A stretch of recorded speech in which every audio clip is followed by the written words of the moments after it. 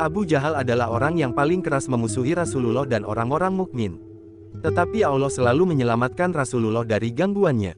Abu Jahal terus-menerus gagal dan terpaksa harus menanggung malu. Suatu hari, kelompok orang-orang musyrik berkumpul di Masjidil Haram. Abu Jahal berkata kepada mereka bahwa ia ingin membunuh Rasulullah dengan menghantamkan batu besar ke kepala beliau ketika beliau sedang melaksanakan salat. Abu Jahal meminta kawan-kawan dari kaum Quraisy untuk membelanya dari upaya balas dendam yang akan dilakukan oleh Bani Abdi Manaf. Mereka pun menjanjikan hal itu dan berkata, "Demi Tuhan, kami tidak akan menyerahkanmu kepada mereka selamanya. Lakukan saja apa yang engkau kehendaki." Keesokan harinya, Abu Jahal berangkat pagi-pagi sekali ke Masjidil Haram. Disiapkannya sebuah batu besar yang harus ia angkat dengan susah payah. Selagi itu, beberapa orang Quraisy juga telah menuju Masjidil Haram. Mereka ingin menyaksikan apa yang akan diperbuat Abu Jahal kepada Rasulullah. Sebagaimana biasa, Rasulullah datang dan melakukan tawaf. Kemudian beliau melaksanakan salat di antara Rukun Yamani dan Hajar Aswad, menghadap ke arah Masjidil Aqsa. Ketika beliau bersujud, Abu Jahal mendekat, membawa batu besar dengan langkah yang terlatih-tatih. Abu Jahal semakin dekat. Tiba-tiba, ia melihat sesuatu yang membuatnya takut. Tangannya menjadi kaku, badannya gemetar. Dibuangnya batu itu jauh-jauh dan ia mundur, kembali ke kaumnya. Ia berjalan dengan kaki yang lemas. Wajahnya pucat pasi. Kawan-kawan Abu Jahal segera menghampirinya dengan heran. "Apa yang terjadi denganmu, Abu Jahal?" Abu Jahal terdiam lama. Ia berkali-kali menarik napas panjang, berusaha untuk tenang. Kemudian diceritakannya bahwa ketika ia mencoba mendekati Muhammad, dilihatnya di depan mukanya seekor unta yang sangat besar. Ia tidak pernah menyaksikan seekor unta dengan badan, kepala dan kaki sebesar itu, semuanya berukuran raksasa. Unta tersebut membuka lebar-lebar mulutnya, memamerkan gigi dan taringnya yang besar lagi tajam. Unta itu mendekati Abu Jahal dan berusaha menerkamnya. Hewan itu baru pergi setelah Abu Jahal membuang batu yang dibawanya. Kabar kegagalan Abu Jahal itu dengan cepat tersebar di seantero Mekah. Orang-orang mukmin, terutama Khadijah, meluapkan kegembiraan dan bersyukur atas keselamatan Nabi mereka. Allah lah yang telah menjaga beliau, dan Dia akan terus melakukan itu, menyelamatkan Rasulullah dari gangguan kaum musyrikin. Seluruh penduduk Makkah, baik yang beriman maupun yang tidak, meyakini bahwa ada sebuah kekuatan gaib dari langit yang menghindarkan Muhammad dari tipu daya Abu Jahal. Sejak saat itu, Abu Jahal merasa takut dan gentar menghadapi Rasulullah. Tetapi kebencian dan dendam di hatinya tak pernah padam. Ia mulai berpikir untuk menggunakan siasat lain guna membinasakan Muhammad. Suatu hari, seorang lelaki dari kabilah Hatsam datang ke Mekah membawa beberapa ekor unta untuk dijual. Abu Jahal membelinya, tetapi hingga batas waktu yang disepakati, ia tidak kunjung mau membayar harganya. Dengan kesal, pedagang tersebut menuju Masjidil Haram dan mendatangi orang-orang Quraisy yang ada di sana guna mencari seseorang yang bisa membantunya menagih utang kepada Abu Jahal. Orang-orang musyrik yang ada di sana melihat sebuah kesempatan bagus untuk mempermalukan Rasulullah. Mereka menyarankan pedagang tadi mendatangi Rasulullah yang saat itu sedang duduk di bagian lain dari Masjidil Haram. Mereka katakan bahwa Rasulullah adalah orang yang bisa membuat Abu Jahal menunaikan kewajibannya. Lelaki itu segera mendatangi Rasulullah dan berkata, "Wahai hamba Allah, Abu Jahal berbuat sewenang-wenang kepadaku, ia tidak mau membayar harga unta yang dibelinya. Padahal aku orang asing yang sedang melakukan perjalanan jauh. Tadi aku meminta orang-orang di sana untuk menunjukkan kepadaku seseorang yang bisa membantuku dalam hal ini, dan mereka menyuruhku datang kepadamu. Tolonglah aku kali ini, semoga Tuhan merahmatimu." Rasulullah berdiri dan mengajak lelaki tadi untuk bersama-sama mendatangi Abu Jahal di rumahnya. Orang-orang musyrik terkejut. Mereka berkata kepada seseorang, "Ikuti keduanya dan lihatlah apa yang akan dilakukan Muhammad." Sesampainya di rumah Abu Jahal, Rasulullah mengetuk pintu. Abu Jahal bertanya dari dalam rumah, "Siapa itu?" "Muhammad, keluarlah." Abu Jahal pun keluar. Tiba-tiba, paras mukanya berubah. Ia terlihat ketakutan dengan wajah yang pucat pasi. Rasulullah berkata kepadanya dengan suara tegas, "Berikan kepada orang ini apa yang menjadi haknya." Abu Jahal menjawab dengan gentar, "Baiklah, akan kulunasi utangku sekarang." Masuklah Abu Jahal ke dalam rumahnya, terus kemudian, ia keluar dan membayar utangnya. Setelah semua urusan beres, Rasulullah berkata kepada lelaki yang beliau bantu, "Hakmu itu boleh kau pergunakan sesukamu." Kemudian beliau pergi. Dengan gembira, lelaki itu memberitahukan kepada orang-orang bahwa Muhammad telah membantunya meminta kembali hak-haknya yang dirampas Abu Jahal. Ia berjalan menuju tempat perkumpulan orang-orang Quraisy. Di sana ia berkata, "Semoga Tuhan membalas Muhammad dengan kebaikan, ia benar-benar telah mengembalikan hakku." Tak lama kemudian, orang yang tadi diutus oleh kaum musyrikin datang ke tempat yang sama dan menceritakan apa yang ia lihat dan ia dengar. Betapa kaget kaum musyrikin mendengar kisah tersebut. Rasa gentar merayap ke dalam hati mereka masing-masing. Tetapi, mereka tidak bisa menyembunyikan keheranan mereka kepada Abu Jahal yang datang dengan kepala tertunduk. Celakalah engkau, demi Tuhan, kami tidak pernah melihat seseorang melakukan apa yang engkau lakukan terhadap Muhammad tadi. Kalianlah yang celaka, maki Abu Jahal. Demi Tuhan, ketika kudengar ketukan di pintu dan kudengar suaranya, tiba-tiba saja aku merasa takut. Lalu aku keluar, dan kulihat di atas kepalanya seekor unta yang sangat besar dan menakutkan. Demi Tuhan, seandainya aku menolak memenuhi perintahnya, unta itu pasti telah memangsaku. Berita itu kembali menyebar dengan cepat. Kaum muslimin semakin yakin bahwa Allah akan menjaga Rasul-Nya sampai beliau berhasil menyebarkan risalah. Allah juga pasti menyengsarakan orang-orang yang zalim dan menggagalkan segenap tipu daya mereka sebagaimana telah terjadi pada Abu Jahal. Peristiwa tersebut sangat melegakan bagi kaum muslimin, terutama bagi Khadijah. Ia begitu bahagia menyaksikan bagaimana Allah sekali lagi memperlihatkan kekuasaannya. Sedangkan bagi Abu Jahal, peristiwa itu justru semakin memperdalam kebenciannya kepada Rasulullah. Suatu hari, ia bertemu beliau di Bukit Safa. Dengan ucapan-ucapan yang pedas, Abu Jahal memaki dan menghina Rasulullah, mencerca dan menjelek-jelekkan agama yang beliau bawa. Menghadapi hal itu, Rasulullah tetap duduk dengan tenang dan sabar. Beliau tahu bahwa para rasul sebelum beliau juga menghadapi permusuhan yang sama dari kaum mereka masing-masing. Bagi Rasulullah, adalah hal yang tidak bijaksana untuk membalas cercaan seorang musyrik yang hatinya dipenuhi dengan rasa dengki. Abu Jahal tidak berani mendekati Rasulullah. Dia berdiri agak jauh. Setelah puas memaki dan menghina, Abu Jahal pun pergi ke Masjidil Haram untuk berkumpul bersama kawan-kawannya. Rasulullah juga pulang ke rumahnya, disambut oleh Khadijah yang segera menghibur dan mencurahkan kasih sayangnya kepada beliau. Ternyata ada seseorang yang menyaksikan kejadian tersebut. Ia adalah budak wanita milik Abdullah ibnu Jatan yang rumahnya berada di Bukit Safa. Wanita ini mendengar dengan jelas cercaan dan makian Abu Jahal kepada Rasulullah. Dan tak lama berselang, ia bertemu dengan Hamzah ibnu Abdul Muthalib yang baru saja datang dari berburu. Saat itu, Hamzah masih menenteng busur dan anak panah di punggungnya. Wanita itu berkata, "Wahai Hamzah, sayang sekali engkau tidak melihat bagaimana Abu Jahal memperlakukan keponakanmu, Muhammad." Ia duduk di sini. Abu Jahal mendatangi lalu mencaci makinya dengan sengit. Setelah selesai, Abu Jahal pergi, dan Muhammad sama sekali tidak mengatakan apa-apa. Hamzah marah mendengar penuturan wanita tersebut. Tetapi, kemarahan itu disembunyikannya dalam hati. Ia segera menuju Masjidil Haram. Biasanya, ia melakukan tawaf mengelilingi Ka'bah lalu mendatangi setiap tempat perkumpulan orang-orang Quraisy untuk sekadar beramah tamah. Tetapi, tidak kali ini. Kemarahan di hatinya telah memuncak. Ia mengedarkan pandangannya, mencari Abu Jahal. Abu Jahal ternyata berada di tengah-tengah kaumnya. Hamzah pun segera ke sana. Ia berdiri persis di hadapan Abu Jahal. Ia mengangkat busurnya dan memukulkannya ke kepala Abu Jahal hingga berdarah. Dikatakannya, "Engkau berani mencerca Muhammad padahal aku telah memeluk agamanya. Balas pukulanku itu kalau kau mampu." Darah mengucur deras dari kepala Abu Jahal. Kaumnya, Bani Makhzum, terhenyak menghadapi peristiwa yang sama sekali tidak disangka-sangka ini. Setelah sadar dari rasa kaget, mereka serentak berdiri hendak membela Abu Jahal, salah seorang pemimpin mereka. Tetapi Abu Jahal sendiri yang justru mencegah mereka. Tampaknya, ia khawatir pertikaian ini akan berujung pada perang berdarah antara kaumnya dengan Bani Abdi Manaf.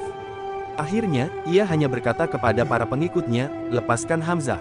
Aku telah mencerca keponakannya dengan cercaan yang sangat buruk. Hamzah adalah pemuda yang paling mulia, paling kuat harga dirinya, serta paling berani membela kebenaran di antara pemuda-pemuda Quraisy." Kenyataan bahwa Hamzah melakukan balas dendam kepada Abu Jahal atas nama keponakannya, Muhammad, membuat masyarakat Mekah menjadi gempar. Apalagi Hamzah secara terbuka mengumumkan bahwa ia telah memeluk Islam dan meninggalkan penyembahan berhala.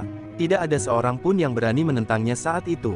Setelah melakukan balas dendam, Hamzah segera kembali ke rumahnya. Saat itulah ia memiliki kesempatan untuk memikirkan kembali apa yang telah dilakukannya. Ia menyesal sepanjang malam lantaran terlalu cepat mengumumkan bahwa dirinya telah memeluk agama Islam.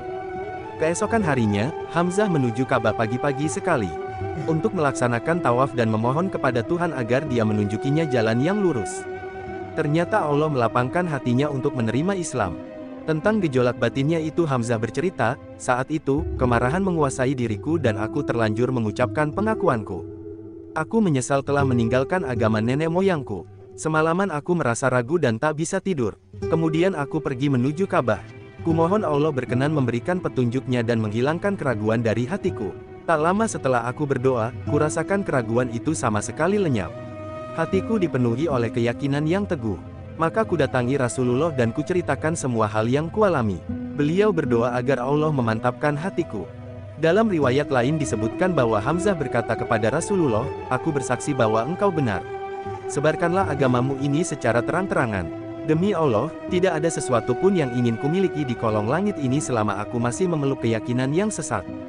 Hamzah juga pernah menggubah syair berikut. Kupuji Allah atas petunjuk yang dilimpahkannya ke dalam hatiku, untuk memeluk Islam, agama yang hanif ini, agama yang datang dari Tuhan yang Maha Mulia yang Maha Mengetahui dan Maha Lembut. Ketika risalah itu disampaikan kepada kita, bercucuranlah air mata orang-orang bijaksana. Risalah yang dibawa Ahmad dari Tuhannya, bersama ayat-ayat yang nyata huruf-hurufnya. Berita tentang masuk Islamnya Hamzah benar-benar menggemparkan Mekah. Itu terjadi 5 tahun setelah Muhammad diangkat menjadi Rasul. Syair yang digubah Hamzah dibicarakan di rumah-rumah dan di tempat-tempat perkumpulan. Setiap kelompok punya pendapatnya sendiri-sendiri. Orang-orang Muslim menganggap keislaman Hamzah sebagai bentuk pertolongan dan penghormatan yang nyata dari Allah kepada Rasul-Nya. Allah menghendaki agamanya tersebar luas dan dipeluk oleh banyak orang. Itu terbukti ketika Hamzah mulai mendakwahkan Islam secara terang-terangan tanpa rasa takut. Barangkali keluarga Rasulullah, terutama Khadijah, yang paling bahagia mendengar kabar keislaman Hamzah. Mereka memandang peristiwa itu sebagai salah satu realisasi janji Allah untuk menolong agamanya. Orang-orang musyrik pun berpandangan sama. Masuk Islamnya Hamzah benar-benar merupakan keuntungan bagi umat Islam. Posisi Muhammad semakin kuat. Sejak hari itu, sangat sulit tampaknya Muhammad dapat diejek, disakiti dan dicerca seperti hari-hari sebelumnya. Bagi umat Islam secara umum, keislaman Hamzah bisa membangkitkan keberanian mereka, terutama orang-orang miskin dan lemah yang selama ini memeluk Islam secara sembunyi-sembunyi. Secara umum, keislaman Hamzah adalah berita buruk bagi orang-orang musyrik. Jika tidak diantisipasi sejak sekarang, Islam pasti akan berkembang pesat. Maka mereka memutuskan untuk menyiksa siapapun yang mereka ketahui telah memeluk Islam, terutama dari kalangan para budak, hamba sahaya, serta orang-orang lemah yang tidak memiliki pelindung dalam struktur sosial masyarakat Quraisy. Siksaan itu mesti diupayakan sekeras mungkin agar mereka meninggalkan agama Islam dan kembali lagi kepada agama nenek moyang. Orang-orang Islam tidak memilih jalan konfrontasi menghadapi semua itu. Mereka semakin sering berkumpul di rumah Abu Abdillah Al-Arkam Ibnu Abil Arkam untuk menerima pelajaran dari Rasulullah, melakukan salat bersama-sama, serta menghafalkan dan mempelajari ayat-ayat Al-Quran. Yang membacakan ayat-ayat kami, menyucikan kamu dan mengajarkan kepadamu kitab Al-Quran, dan hikmah, sunnah, serta mengajarkan apa yang belum kamu ketahui. Quran Surat Al-Baqarah 2 ayat 151. Rumah Al-Arkam itu adalah madrasah pertama sepanjang sejarah Islam di mana ilmu pengetahuan dan amal saleh diajarkan secara terpadu oleh sang guru pertama, Muhammad Rasulullah. Beliau sendiri yang mengajar dan mengawasi proses pendidikan di sana. Bagi umat Islam, Rasulullah laksana ayah yang penuh kasih sayang, sekaligus guru yang jujur dan terpercaya. Semua umat Islam adalah anak-anaknya. Tidak ada perbedaan antara yang kaya maupun yang miskin, yang kuat maupun yang lemah, merdeka maupun budak, Arab maupun non-Arab, mereka semua setara. Rasulullah menanamkan ke dalam hati para pengikutnya rasa cinta pada ilmu pengetahuan. Mereka juga diajak untuk merenungkan penciptaan alam semesta sebagaimana diperintahkan Allah dalam Al-Quran. Dalam persoalan akhlak dan moralitas, Rasulullah memberikan pengajaran sekaligus menjadi teladan ideal. Beliau selalu berkata jujur, selalu berbuat baik, serta selalu menanamkan keimanan, rasa cinta dan pemberian maaf. Dalam persoalan-persoalan duniawi, Rasulullah selalu mengajak para pengikutnya untuk bermusyawarah dan terlibat dalam proses pengambilan keputusan. Hati mereka terikat dan terhubungkan satu sama lain, sehingga mereka menjadi sebaik-baik umat yang pernah terlahir untuk manusia. Mereka mengajak kepada kebaikan dan mencegah kemunkaran. Mereka beriman kepada Allah dan tidak pernah menyeleweng dari kebenaran serta keadilan. Dengan demikian, madrasah ini menyiapkan mereka menjadi pendakwa-pendakwa terbaik bagi agama Islam. Mereka ini yang di kemudian hari berhasil mengislamkan dan menyatukan bangsa Arab di bawah kepemimpinan Rasulullah. Setelah Rasulullah wafat, mereka pula lah yang memimpin umat Islam menaklukkan dunia. Karena itu, tidak mengherankan jika dari madrasah ini muncul ulama-ulama, seperti Abdullah ibnu Mas'ud, serta para pahlawan dan panglima perang yang brilian, seperti Abu Bakar, Umar, Utsman, Ali, yang memimpin perang merebut benteng umat Yahudi di Khaybar. Abu Ubaidah ibnu Jarrah yang mengomandani umat Islam ketika menaklukkan Syam, serta Sa'ad ibnu Abi Waqqas yang menjadi panglima perang umat Islam ketika menaklukkan tentara Persia dalam perang Qadisiyah. Suatu hari, kelompok orang-orang musyrik berkumpul di Hijr Ibrahim di samping Ka'bah. Mereka mengkhawatirkan Muhammad yang semakin berani menyiarkan agamanya sambil menghina agama dan berhala-berhala yang mereka sembah. Muhammad bahkan berani menyebut para pembesar Quraisy sebagai orang-orang yang tidak berakal dan tidak mengerti. Setelah melalui perdebatan panjang, mereka akhirnya sepakat bahwa tidak ada jalan lain untuk menghentikan Muhammad kecuali dengan membunuhnya dan menghancurkan agamanya sebelum ia berkembang luas. Risikonya satu, mereka harus berhadapan dengan Bani Abdi Manaf dalam perang saudara yang berdarah-darah. Mereka memikirkan jalan keluar dari risiko ini.